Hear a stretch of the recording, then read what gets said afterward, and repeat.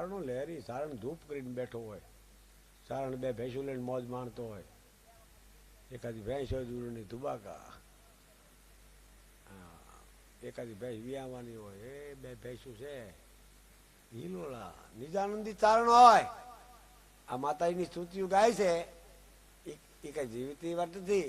હું જ્યાં રહું છું મારું વતન છે બોરાણા, અમારે ત્યાં માતાજીનો મેળો બે ત્યારે બેનું બધી ગાતી હોય, મને ગાતા ન આવડે પણ એક તરત સંભળાવો કે બોરાણા ના બાવળ એ મારી બોરાણા ના બાવળ એ વખતે વાલા લાગે મને વખતે વાલા લાગે.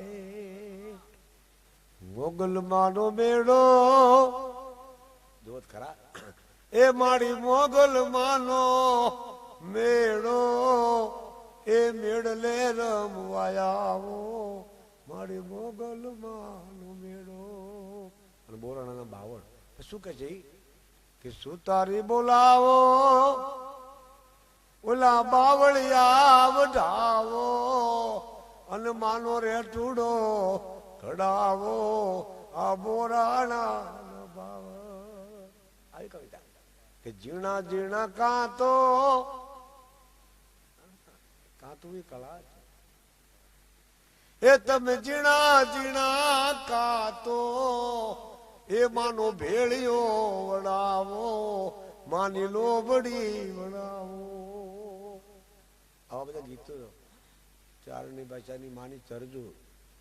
હા, મને પૂછ્યું ટીવીમાં હારા મારી દેવી કઈ અરસુરભાઈ કલ્યાણા દેવી. પછી બધી દેવીઓ કામ કરે, એક વખત લેણા દેવી થઈ જવી જરૂર. અને 7 વારમાં 700 વાર કયો વ્યવહાર, શનિવાર ને રવિવાર તો ઠીક. ઘણા કહે છે ને એક મુખી પારો હોય તો બધું સારું થાય. એક મુખી પારો એટલે સમજ્યા, એક વખત બોલ્યા પછી બીજું ન બોલે એ પુરુષ એક મુખી કહેવાય. અમુક 5 મુખી હોય, આખો દી બોલે પૂરું થયું.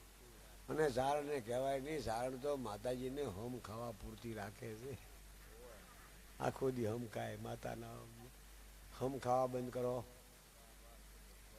બીજી નાતે હમ ખાધા હોય સાંજે નાળિયેર વધેરે, આપણે કાંઈ કરી નહીં હમ ખા કરી.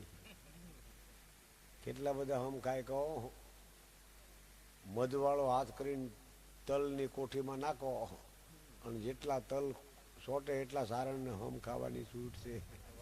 આ તો માતાજી મોટા દિલની છે.